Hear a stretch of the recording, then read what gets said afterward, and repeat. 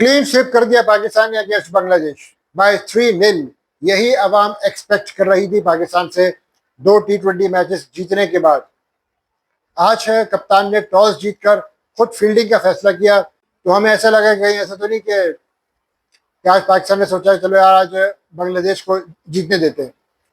शुरू में ऐसा ही लगा था, क्योंकि पावर प्ले में हमारे पार्ट टाइमर्स ने की बॉलिंग, 2 ओवर साइम अयूब ने कराए, 1 फ़हीम अशरफ ने करवाए। बांग्लादेश ने ज़बरदस्त स्टार्ट लिया, तंजीद और परवेज हुसैन इमान ने ज़बरदस्त पार्टनरशिप जोड़ी 110 रन की 64 बॉल्स पे। तो ऐसा लग रहा था कि बांग्लादेश आज 200 प्लस का टारगेट देगा, कम से कम 210 या 220, क्योंकि 15 ओवर्स में 152 रन बांग्लादेश ने बनाए थे।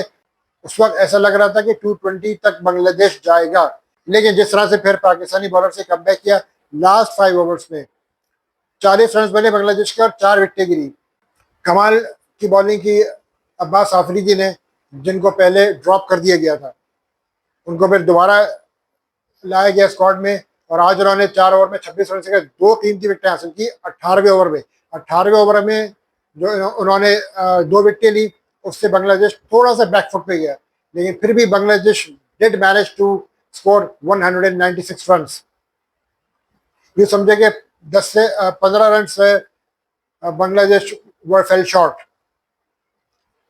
लेकिन फिर पाकिस्तान ने जिस तरह से टारगेट चेस किया, ऑल्दो साहबजादा फरहान जल्दी आउट हो गए थे, मोहम्मद हारिस और साइम अयूब क्या कमाल की बैटिंग की है। नेशनल इनिंग्स खेली दोनों बैट्समैनों ने, खुल के शॉट्स खेले, फील्डलेस क्रिकेट खेली। दे वर काम एंड कंपोज्ड, उनको पता था कि उनका टारगेट क्या है, उन्हें किस तरह से अचीव करना है। प्रॉपर क्रिकेटिंग शॉट्स खेले। साइम अयूब ने 45 रन बनाए 29 बॉल्स पे, और मोहम्मद हारिस ने तो आज लाजवाब बैटिंग कर दी, मेड इन 100 स्कोर किया, 45 बॉल्स पे सेंचुरी दागी। Second fastest 100 scored by Mohammad Haris in today's match which is against Bangladesh. Mohammad Haris ने, मैं समझता हूँ कि अपनी करियर की बेहतरीन इनिंग खेली है। ये वही मोहम्मद हारिस है जिसको 2024 वर्ल्ड कप से कबल ड्रॉप किया गया था। मोहम्मद हारिस की जगह आजम खान को प्रेफर किया गया था। आज मोहम्मद हारिस ने उन सब की बोलती बंद कर दी, उन सबको मुंह तोड़ जवाब दिया जिन्होंने मोहम्मद हारिस को अंडर एस्टिमेट किया था। मैं पहले से कहता कि मोहम्मद हारिस जिस तरह से साइम अयूब को ग्रूम किया, साथ साथ मोहम्मद हारिस को भी ग्रूम करते। मोहम्मद हारिस से भी ओपन आप करवाते। T20 में साइम और हारिस का जो है वो ओपनिंग कॉम्बिनेशन बड़ा ज़बरदस्त बनता।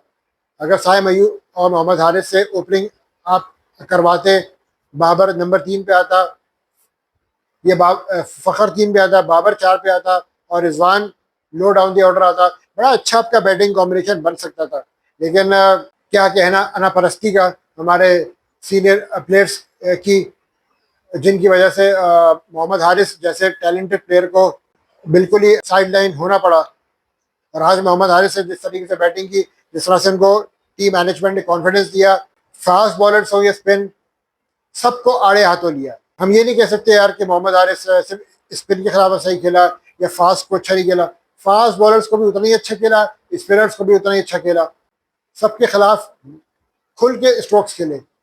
और मोहम्मद हारिस की ये जो यादगार सेंचुरी है, इससे जिस तरह से कॉन्फिडेंस मिला है मोहम्मद हारिस को, और यही कॉन्फिडेंस मोहम्मद हारिस को बूस्ट अप करेगा आइंदा आने वाली सीरीज़ में। तो जितनी भी मोहम्मद हारिस की तारीफ़ें की जाए कम है। अगर हम थोड़ा कंपैरिजन करें दोनों टीमों का, तो बांग्लादेश ने पहले पावर प्ले में 53 रन बनाए बगैर किसी नुकसान के, पाकिस्तान ने 56 रन बनाए 1 विकेट के नुकसान पे। मिडिल ओवर्स में बांग्लादेश ने 103 रन बनाए 2 विकेटों के नुकसान पे, और पाकिस्तान ने 119 रन बनाए 2 विकेटों के नुकसान पे। आखिरी 4 ओवर्स में 40 रन बने, बांग्लादेश के 4 विकेटें गिरी। लास्ट 5 ओवर्स में बांग्लादेश थोड़ा स्टेप बैक हुआ, लेकिन Pakistan was in full control और 22 रन इजीली बनाए। जिस तरह से मोहम्मद हारिस और साइम अयूब की पार्टनरशिप बिल्डअप हुई 92 रन की 53 बॉल पे, और उसके बाद फिर मोहम्मद हारिस और सलमान अली आगा की पार्टनरशिप 24 गेंदों में 60 रन की बनी, जिसकी बदौलत पाकिस्तान ने बआसानी टारगेट चेस कर लिया। मोहम्मद हारिस की जितनी भी तारीफ की जाए कम है। यही मैं कहना चाहूँगा कि मोहम्मद हारिस का आज दिन था, और मोहम्मद हारिस ने जिस कॉन्फिडेंस से बैटिंग की है, शुरू से ही बांग्लादेशी बॉलर्स को अंडर प्रेशर रखा। मोहम्मद हारिस और साइम अयूब ने दोनों ने काम और कंपोज होकर खेला, दोनों ने नेशनल स्ट्रोक्स खेले with the middle of the bat, और बांग्लादेशी बॉलर्स को ख्वाह वो फास्ट हो या स्पिनर्स संभलने का मौका ही नहीं दिया, और बांग्लादेशी बॉलर्स को इतने प्रेशर में ले आए कि बांग्लादेशी बॉलर्स की समझ में नहीं आ रहा था कि हारिस और साइम को, स्पेशली मोहम्मद हारिस को कहाँ बॉल करें। जहाँ वो बॉल कर रहे थे मोहम्मद हारिस उनको आड़े हाथों ले रहा था। एक तो मोहम्मद हारिस का ज़बरदस्त जो उसने हुक शॉट खेला, समझे कि डीप फाइन लेग की तरफ, जो कि हल्का से मिडिल लेग पे बॉल था। खालिद उनके जो बॉलर थे डेब्यूटेंट, हालांकि बॉल इतना बुरा नहीं था, समझे कि मिडिल किया था उसने बॉल, लेकिन मोहम्मद हारिस ने उस बॉल को समझे कि थोड़ा सा मिडिल लेग पे बॉल किया था। मोहम्मद हारिस ने जिस तरह उस गेंद को हुक शॉट लगाए डीप फाइन लेग की तरफ, यानी कि लाइन बिगाड़ के रख दी मोहम्मद हारिस ने तमाम बॉलर्स की।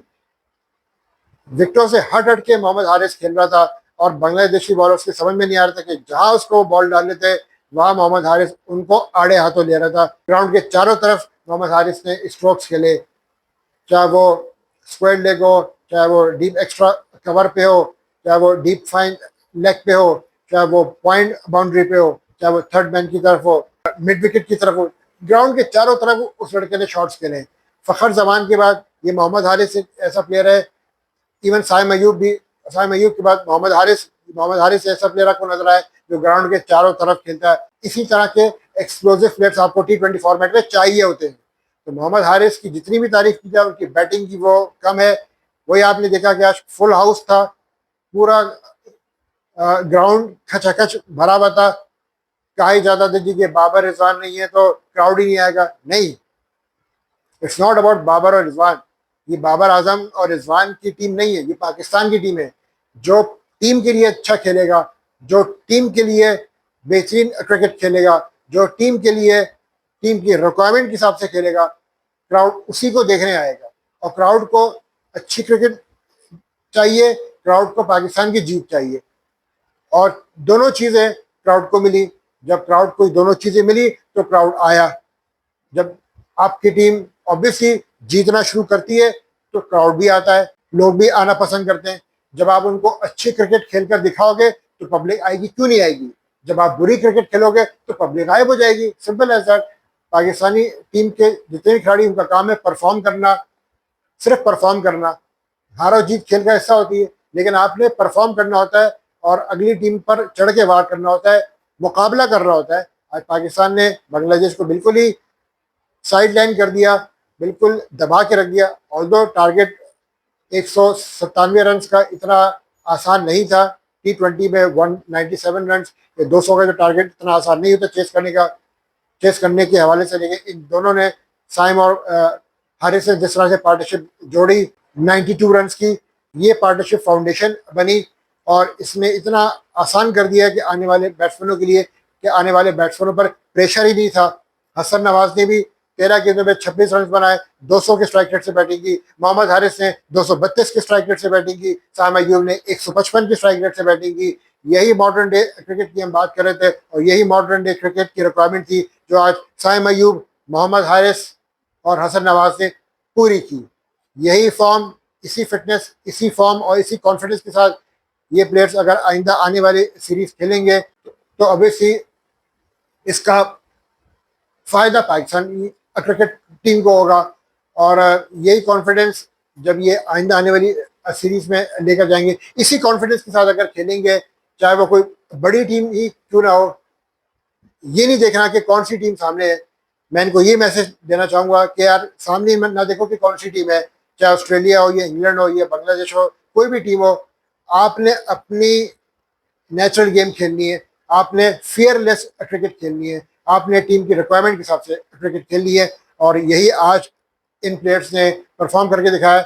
हम उम्मीद करते हैं कि आइंदा आने वाले सीरीज में यही प्लेयर्स, यही टीम कंसिस्टेंसी के साथ खेलेगी।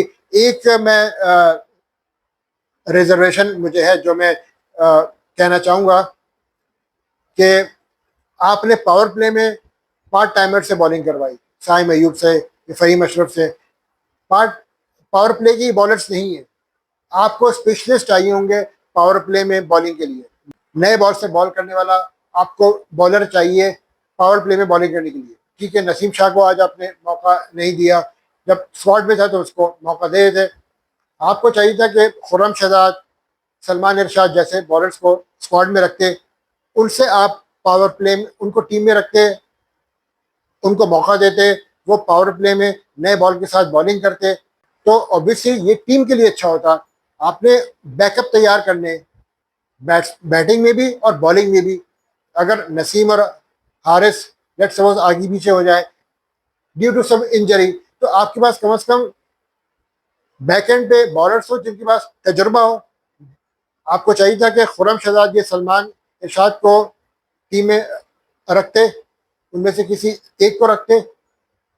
हसन अली ने ठीक है नए बॉल के साथ दूसरा ओवर किया, इन बॉलर्स को भी अगर आप स्क्वाड में रखते, वो भी नए बॉल के साथ बॉलिंग करते, तो उनको भी एक्सपीरियंस मिलता, उनको भी कॉन्फिडेंस मिलता नए बॉल से बॉल करने का। वो चूंकि खुर्रम शहजाद बड़ा अच्छा बॉलर है, नए बॉल से बॉल करता है, टेस्ट मैचेस में भी उसको दिया मौका, तो खुर्रम शहजाद को मौका मिलना चाहिए था, उसको चांस देना चाहिए था, ताकि वो भी नए बॉल से बॉलिंग करता इस सीरीज में, ताकि उसके पास भी कॉन्फिडेंस आता। तो हमें इस तरह से टीम बनानी है, इस तरह से प्लेयर्स बनाने हैं। ये स्ट्रेटजी मुझे टीम मैनेजमेंट की बिल्कुल समझ में नहीं आई कि पार्ट टाइमर से आप पावर प्ले में करवा रहे बॉलिंग।